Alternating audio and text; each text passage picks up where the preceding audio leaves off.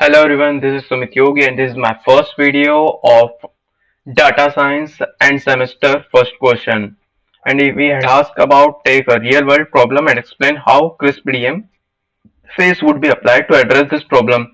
Include at least one specific task under each phase. So मैं सबसे पहले CRISP-DM को explain करना है with under each phase. So CRISP-DM framework and our real-time world application and data types classifications. So हमारा जो CRISP-DM है उसके अंदर टोटल 6 फेजेस होती हैं। सबसे पहला business understanding, data preparation, modelling, evaluation, deployment. So CRISP-DM is a cross industrial process for data mining, provision, industrial standard, provide a structured approach for planning and execution of data science. So सबसे पहले जब हमने data science और हमारी जितनी भी data driven industry start हुई तो सबसे मेन जो मेजर प्रॉब्लम आ रही थी वो यही थी कि हर एक इंडस्ट्री में जो डाटा माइनिंग का प्रोसेस है वो अलग होता है और हर एक में अलग फेज होता है। तो आईबीएम और जो बड़ी बड़ी कंपनियां थी सबने मिलकर एक standard process of data mining बनाया जिसका नाम CRISP-DM बना, क्रॉस इंडस्ट्रियल स्टैंडर्ड प्रोसेस, जिसके अंदर उन्होंने 6 फेजेस बनाए।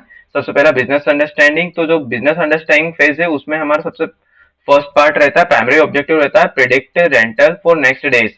बिजनेस अंडरस्टैंडिंग में हम अबाउट हमारा जो बिजनेस उसके अराउंड अंडरस्टैंडिंग बनाते हैं। हम हमारा जो क्लाइंट है जो भी हमारा क्लाइंट या फिर जो भी हमारा सोर्स का है वो है, हम उसके अराउंड अंडरस्टैंडिंग बनाते हैं, उसको समझते हैं, उसके कॉन्सेप्ट को समझते हैं, उसके की फीचर्स। और जो बिजनेस अंडरस्टैंडिंग का प्रोसेस है पूरा का पूरा डोमेन नॉलेज के अराउंड रहता है।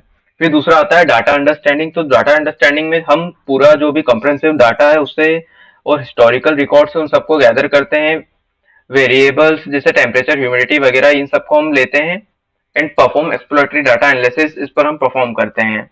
फिर हम जब बिजनेस अंडरस्टैंडिंग डाटा अंडरस्टैंडिंग को कंप्लीट कर लेते हैं उसके बाद हम जाते हैं फेज प्रिपरेशन। तो डाटा प्रिपरेशन फेज पे हम ट्रांसफॉर्म करते हैं हमारा जो रॉ डाटा है उसको क्लीन डाटा में, क्योंकि हमने जब भी डाटा कलेक्शन फेज पे डाटा कलेक्ट किया और बिजनेस फेज पे डोमेन नॉलेज इकट्ठा किया तो इन दोनों से जो हमें डाटा मिला है उसे हम डाटा प्रिपरेशन फेज में क्लीन करेंगे, जैसे handling missing values, encoding categorical और scaling numerical features like compatibility. इसका आउटपुट आएगा हमारे पास final correct and data set ready for modelling.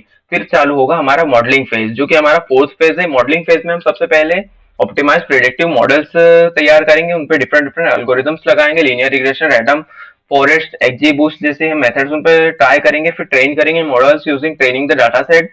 फिर ट्यून करेंगे hyperparameters for optimal performance and compare करेंगे result across different algorithms. And then हम जब हमारा मॉडल तैयार हो जाएगा तो हम पहुंच जाएंगे हमारे दूसरे टास्क पे जो होगा टास्क इवेल्युएशन। तो task evaluation and deployment phase. तो इवेल्युएशन में हम हमारे टास्क को इवेल्युएट करेंगे, रूट मीन स्क्वायर एरर और mean absolute error and R square error, coefficient of determination. इनसे हम एरर चेक करेंगे हमारे मॉडल में कोई एरर है या नहीं। अगर कोई एरर नहीं होता है तो हम डिप्लॉयमेंट फेज पे जाएंगे और अगर कोई एरर होता है तो हम वापस से मॉडलिंग फेज में जाएंगे।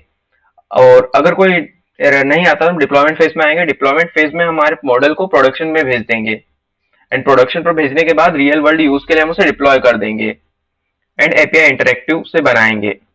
सो गाइस हमारा फर्स्ट क्वेश्चन यही खत्म होता है जिसमें हमें पूछा गया था कि कैसे हमारा CRISP-DM वर्क करता है। और in our next video we will talk about the types of data structure, quantitative, qualitative and categorical with the suitable real world example. That's all for today guys. We will meet in our next video.